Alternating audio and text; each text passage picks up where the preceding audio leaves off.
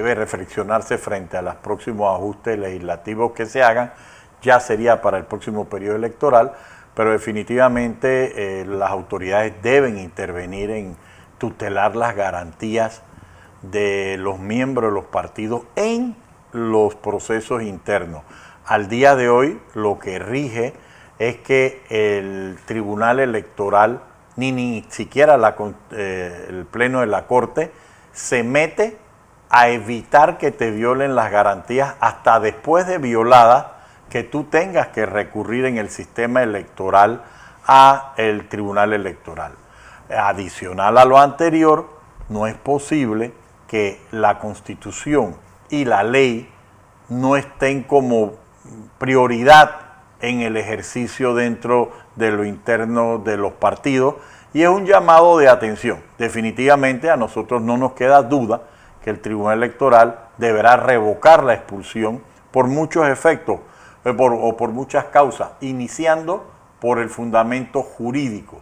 Es decir, jurídicamente invocar que por el voto de un diputado lo van a expulsar o hacerlo responsable de cualquier tipo de sanción o de consecuencia, viola el principio de convivencia, de que todo es fundamental, de que las decisiones y opiniones de los diputados y sus votos en la Asamblea no son responsables, porque se garantiza el ejercicio de su función legislativa. Bueno, pero es un proceso, Carlos, que quiero hacer este resumen, porque es un proceso lleno de irregularidades, desde la expulsión se da en base a un reglamento creado posterior al hecho por una persona, y el proceso manejado por una persona a sueldo de la propia directiva de Cambio Democrático, una resolución que le faltaran firmas. Bueno, un proceso cargado de irregularidades que dice mucho de un partido que recibe un subsidio electoral y que puede hacer ese relajo y puede hacer esta pérdida de tiempo y dinero con recursos del Estado, que al final es recursos del Estado lo que están utilizando. Eso es una de las consecuencias de un supuesto puritanismo de dejar que las personas manden en los partidos como feudos propios, que para mí es contrario al sistema o a la ciencia política. Es más, ¿cómo es posible? Lo mínimo, que se haya hecho un partido donde ni siquiera escucharon a los diputados. O sea, sí, tú le preguntas a uno de los 15 diputados si alguien le preguntó algo. No, se complacieron con que, no, es que el derecho a defensa de los abogados, cuando el propio estatuto y principio fundamental es que se tiene que escuchar a la persona, y esa persona es la que puede decir renuncio a hablar. En este caso, a pesar de que la Constitución, la ley y los propios estatutos decían que lo base era tomarle una declaración a los diputados, no tan solo no se hizo, sino que se le negó cuando las defensas pidieron que ellos hablaran. Pero ¿cómo se puede hacer esto si la bancada de Cambio Democrático pareciera que no ha tenido línea nunca? Ellos, por ejemplo, en el 2019 votaron por Marco Castillero, igual que en el 20. En el 2021 por Cristiano Adamay, y en el 2022 de repente aparecen en una alianza con los panameñistas que nadie autorizó. Es decir, con ese antecedente, ¿cómo pueden hablar de que hubo una línea antes de la elección de 2021? Correcto, y más aún, ¿cómo se puede decir que la votación era parte de la plataforma ideológica programática cuando esos actos, tal como tú lo has descrito, se producen 2 años antes y coetáneamente al año subsiguiente? Entonces, ¿cómo es viable contradecir que deben ser graves faltas a la plataforma política y estratégica? Y es lógico que la Constitución prevea eso. ¿Por qué? Porque los electores no solo dependen de sus partidos o se deben a sus partidos, se deben a los electores. Entonces tenemos que tú quieres echar de su mandato a 15 diputados porque solo uno de esos elementos, el partido político, no está de acuerdo, y los electores que representan.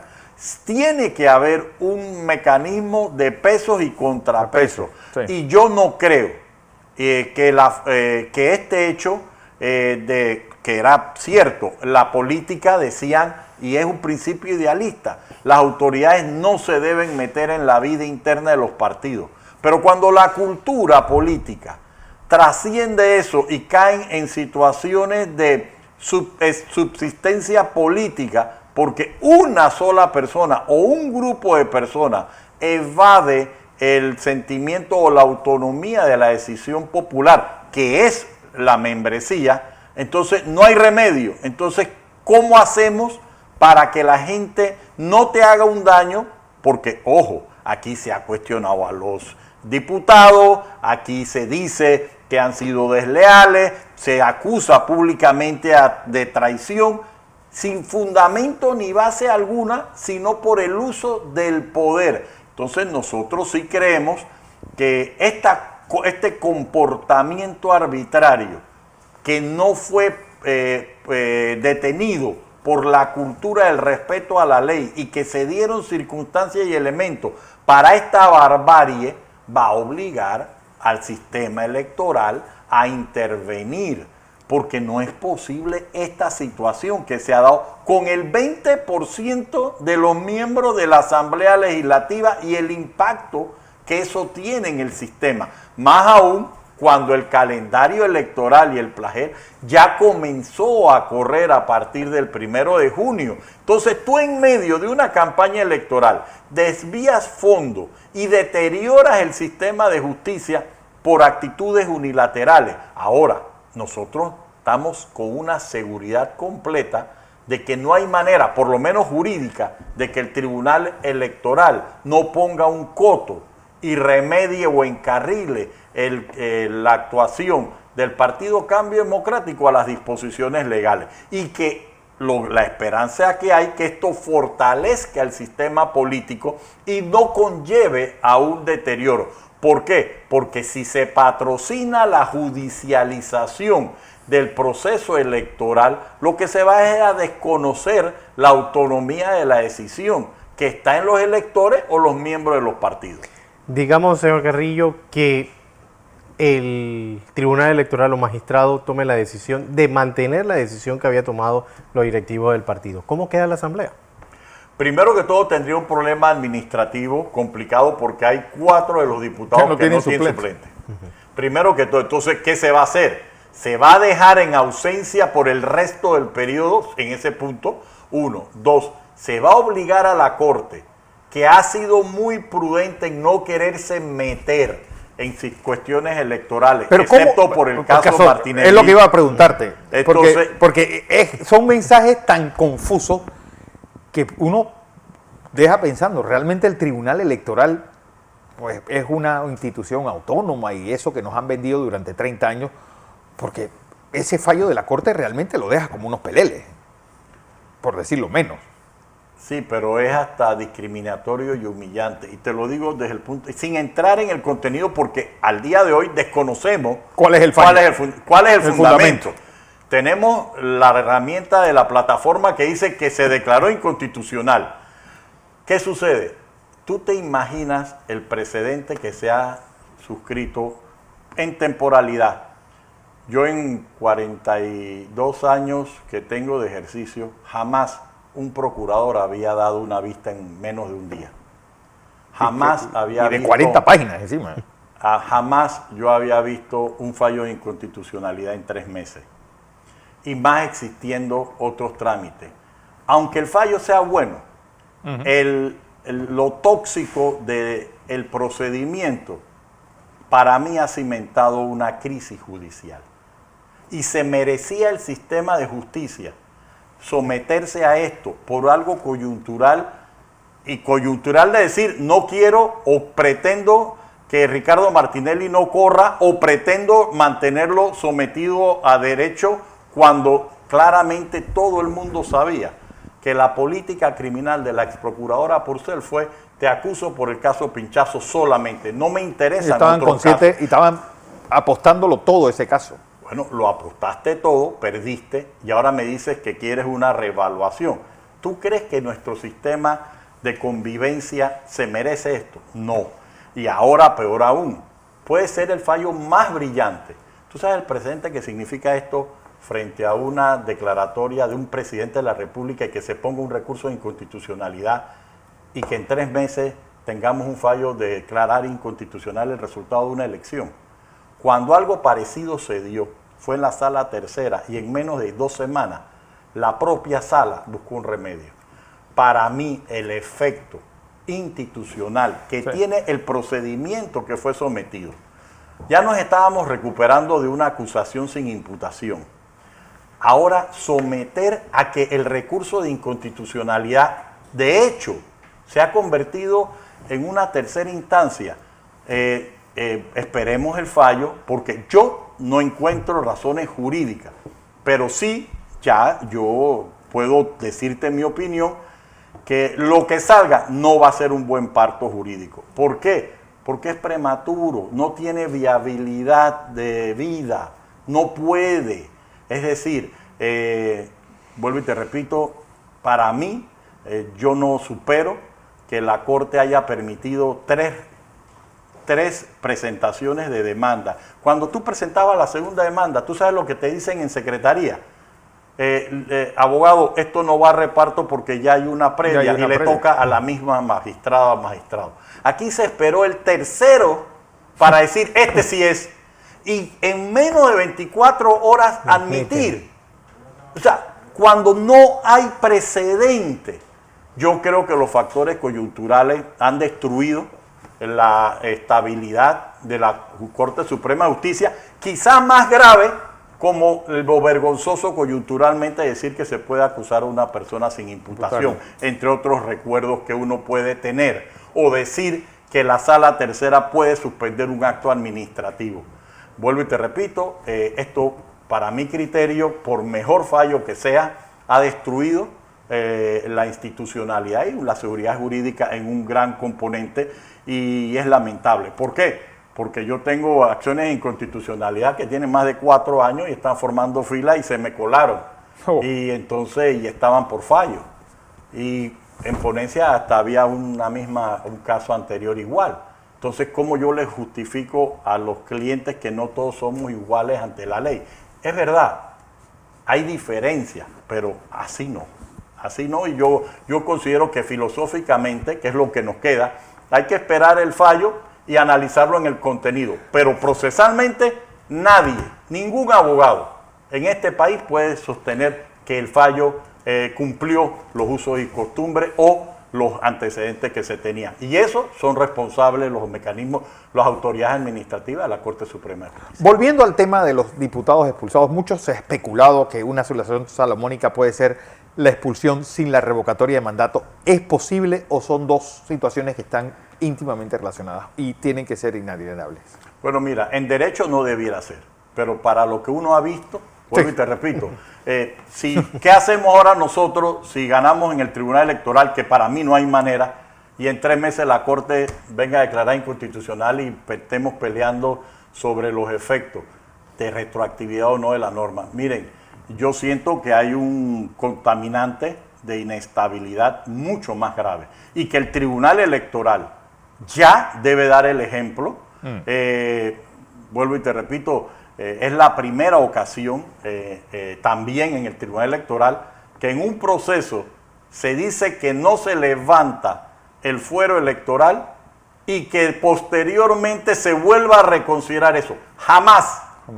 Ningún fuero negado, partiendo del de Rómulo Rux en Odebrecht, que se le dijo que no se iba a levantar, o el del licenciado Blandón en una querella particular que dijo que no se iba a levantar. Yo no vi a las mismas fiscalías decir que pedían volver a pedirlo. Nunca se había visto. Peor aún, un recurso de inconstitucionalidad de una resolución administrativa o judicial presentada por una persona que no es parte, que nadie sabe quién dio ese parto, y se va a meter en un conflicto que no es parte, que la fiscalía no anunció la inconstitucionalidad, que la propia juez no pidió la inconstitucionalidad, y viene el que está parado en la acera del frente y dice: yo quiero participar en el juicio y esto es inconstitucional. Y si eso es una ñamería, que todavía la Corte le diga: no, tú tienes legitimidad y no tan solo esto, es que esto es constitucional. Entonces, ¿a dónde quedamos? No está realizando las consecuencias del comportamiento. Nosotros defendemos la institucionalidad. ¿Cómo vamos a defender la institucionalidad? ¿Y usted cree que si yo fuera procurador o magistrada, yo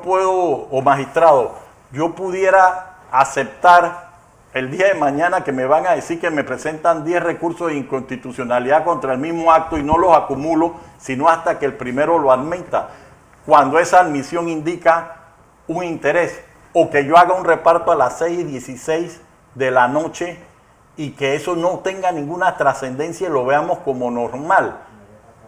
Para hacer justicia debe tenerse la entereza de los actos, y no por lo que uno piense, sino por lo que uno actúe. Vuelvo y te repito, tú sabes el precedente que se ha hecho y que ningún magistrado haya puesto un alto radical a la intolerancia de la vulneración de por lo menos el procedimiento. Ni siquiera discutamos las garantías en el fondo. Por lo menos que sea el mismo procedimiento para todos los panameños. Claro. Pero así no. Entonces, por estar en posiciones diplomáticas o de subsistencia, ¿qué nos quieren? Obligarnos a las personas institucionales que nos radicalicemos cuando eso es innecesario. Yo hago un llamado, lamentablemente, el Tribunal Electoral, hay un acto que ya quedó marcado de contradicción pura y rompimiento de la jurisprudencia en un momento electoral. En la Corte Suprema de Justicia, yo quiero saber quién puede defender que se haya dado un fallo de inconstitucionalidad en 3 meses. Y no es la primera. No. También tuvimos 2 casos previos de inconstitucionalidad en 6 meses. Sí nos merecemos una justicia rápida, pero no con privilegio. Eso desdice y destruye el sistema. Entonces, se está perdiendo la credibilidad en el sistema, Fernando. Bueno, lo cierto es que, pues hace rato, este proceso no empezó de hoy. Pero, es decir, después de esto, y pase lo que pase, ¿es el Tribunal Electoral realmente una garantía de un proceso que va a ser transparente con esa espada de Damocles de la Corte sobre la cabeza de los 3 magistrados y de sus fallos? Yo te hago una dicotomía.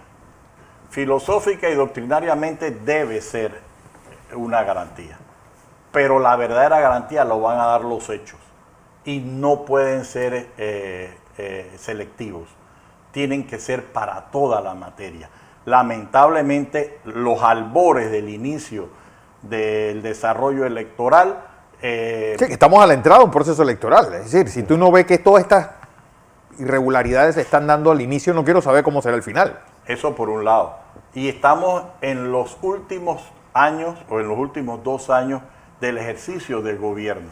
Tampoco se merece el final de la desestabilización. Vuelvo y le repito, la trascendencia del fallo de la Corte Suprema de Justicia, que yo hubiera esperado como fundamento de la convivencia, por mejor que sea, ya tiene una fisura. Claro. ¿Cuándo deben dar ese fallo? Porque anunciaron cuál era el fallo, pero no han dicho cuándo entregarán este fallo. Bueno, tenemos una situación grave que los últimos que nos enteramos del fallo y tenemos copia somos los abogados que tenemos algún interés o somos parte. Primero, antes se enteraban los periodistas, sí, pero ahora se enteran las redes antes que uno. La información que tuvimos por el seguimiento secretarial de los abogados encargados es que se estipula o se planifica que en los próximos 15 días podemos tener copia del fallo.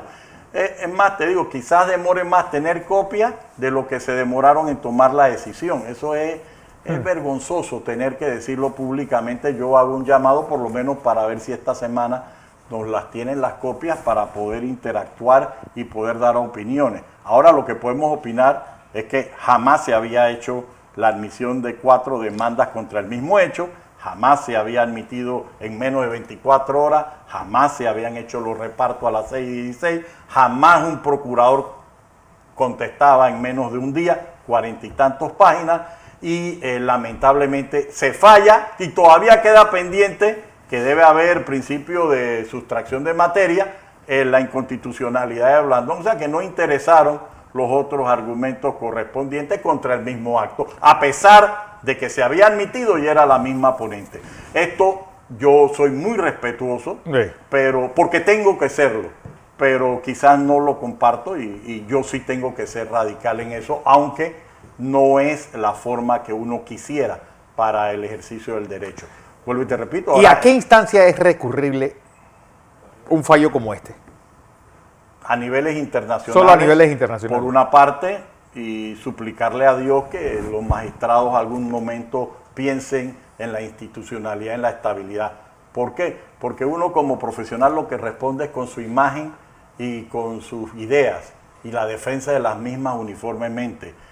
Ellos han sufrido una fisura y es lamentable, porque son profesionales que tienen una trayectoria, buena o mala, pero tienen una trayectoria y como abogado yo no acostumbro a salir a dar aplausos cuando fallan a favor y tampoco acostumbro a atacar personalmente, pero vuelvo y te repito, Fernando, yo quiero saber un abogado, un abogado o un dirigente que aplauda las situaciones procesales del fallo de la Corte. Imagínate si se está convirtiendo en una epidemia, que esa situación, cómo se traduce a lo interno de los partidos. Si los magistrados de la Corte no dan muestra de respeto por los fundamentos procesales, porque Sí. vamos a hablar después en el fondo, ¿cómo tú se lo vas a pedir a Rómulo Rux, que no tiene una autoridad? Entonces, también hay que entenderlo, ¿no?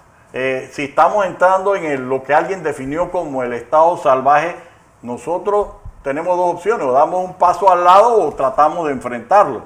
Pero creo que la intervención mía sí va por el sentido de hacer un llamado, que entendamos que estamos afectando la convivencia. ¿Cómo yo puedo ver con respeto a alguien que pasa por encima de los estatutos de un partido y que nadie le diga alto y que están más preocupados por el protocolo, por la capacitación? ¿Cómo nos pueden exigir a nosotros la tolerancia a situaciones como tales? Así no, Fernando y José Luis. Así no.